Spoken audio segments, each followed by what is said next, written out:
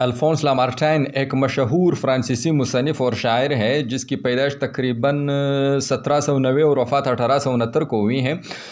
اس نے ایک عظیم ہستی کے بارے میں بہت ہی خوبصورت الفاظ لکھے جس سے میں بہت متاثر ہوا۔ پہلے اس کے الفاظ سنتے اس کے بعد دیکھتے ہیں کس ہستی کے بارے میں بول رہا ہے۔ لکھتا ہے: philosopher, orator, apostle, legislator, warrior, conqueror of ideas, فلسفی، خطیب، قانون ساز، جنگجو، نظریات کا فاتح۔ آگے لکھتا ہے: restorer of rational dogmas of a cult without images, تصویروں کے بغیر ایک مسلک کے عقلی اصولوں کو بحال کرنے والا۔